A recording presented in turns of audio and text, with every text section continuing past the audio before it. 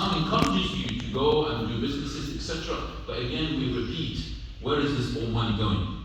Do businesses, create 100 businesses, but where is the profit going? Is it going in your family, or you are sharing it? That is the fundamental point here. Yes?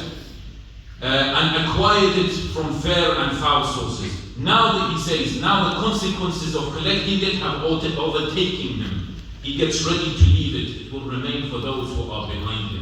And then he continues and says, death will continue affecting his body till his ears too will behave like his tongue and lose functioning. So it basically says, you start to lose functioning. So he will lie among his people, neither speaking with his tongue or hearing with his ears. That's it, you start to switch off. He will be rotating his glance over their faces, watching the movements of their tongues, but not hearing their speaking. Then death will increase its sway over him, and his sight will be taken by death, as the ears has been taken, and the spirit will depart from his body. He will then become a carcass among his own people.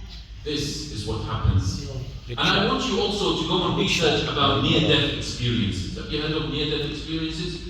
You know, there are people in Iran who have reported about near-death experiences as well. There are quite a few books out there. There is an individual called Raymond Moody. He's an American physician, philosopher, and psychologist. In 1975, he presented his book, Life After Life. Yes? And he went and interviewed a lot of people who have had this NDE, near-death experiences. So near-death experiences are when you don't really die, but your body is in a state where it's going towards death, but then Allah subhanahu wa ta'ala brings you back to life. But people report things, and a lot of them say they go into this dark tunnel. When you die, they can hear, they can see, but you go through a lot of people emphasize on this. You go through a very dark tunnel, and then you are saved. Okay? And then they talk about the noises that they hear, really loud noises, etc. So there's a lot of near-death experience stories that maybe it actually will affect something in the heart. If our heart is hardened, you know, like how the Quran describes it, kal-hijara, it's like a stone, yes? It's like a rock, rather. But maybe when we read about death, when we read about near-death experiences, it might start to soften the heart. So how can I prepare for that time? And I've got around 6 points, inshallah, so that we can finish. The first point is, remember when Amir al-Mu'mineen said, you know, then you start to think about the time you wasted. You know, the good news is that, alhamdulillah, I hope none of us here are dead. Okay? So we're all alive here. Yes, so there's still a chance. We still have a good chance. Okay? You never know, some people who are younger might die before the older might die before younger. That doesn't matter. But what matters is that we all still have a chance before time is wasted. When we say, oh, why did I waste all that particular time?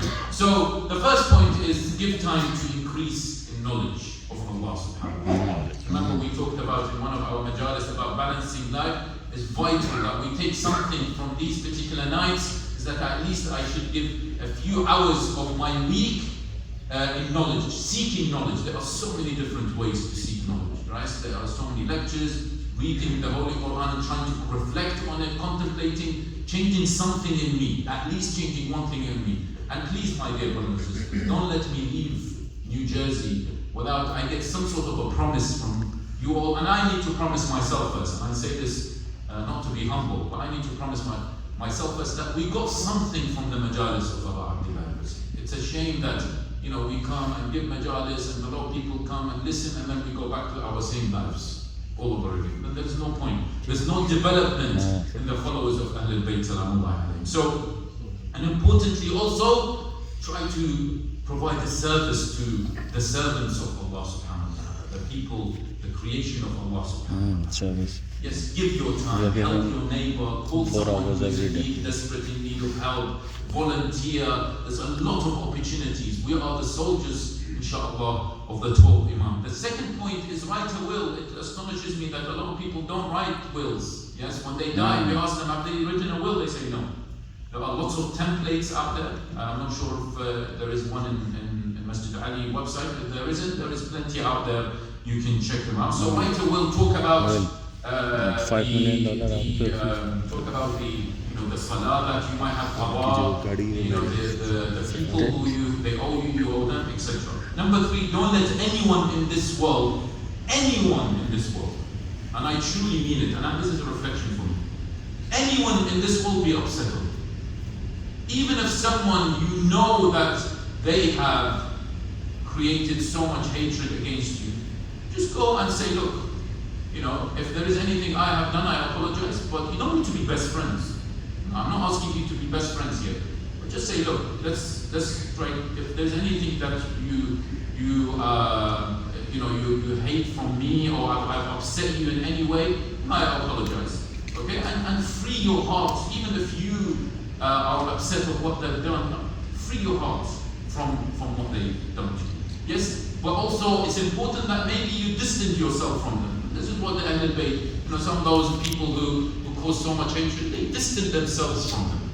Disassociate ourselves from those people, but doesn't mean we have hatred against those, because it hurts us, it blocks our connection with Allah subhanahu wa ta'ala. Number 4, attempt. I know sometimes it's difficult, attempt to pray your debts. Number 5 is try to go to Hajj. I know it's very difficult these days to go to Hajj, but save up for Hajj. People save up for 5-star hotels, 5-star resorts, going out, going somewhere. That's nice, it's really nice, but do make sure that you do this obligatory worship, which is performing the Hajj. And of course, also do remember to pray your qada. Pray your qada. Maybe after every salah, if you've got a lot of qada in a weekend, have a schedule, write it down.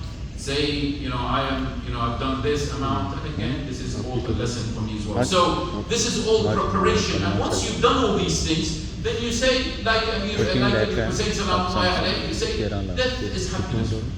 Come, bring on the death. Doesn't matter. If it's now, if it's later. But if it's right now and you haven't done these particular things, while you can, then maybe you and I are not prepared for them. We ask Allah subhanahu wa ta'ala to give us the opportunity, inshallah, to continuously strive towards Him. We ask Allah subhanahu wa ta'ala to give us an opportunity, inshallah, to continuously get the knowledge of Him, help each other, inshallah. And we ask Allah subhanahu wa ta'ala to give us the opportunity to continuously be amongst the mu'mineen, be the followers of Hussein محمد وآل محمد. أقول قولي هذا واستغفر الله لي ولكم. بسم الله الرحمن الرحيم. قل هو الله أحد الله الصمد لم يلد ولم يولد ولم يولد.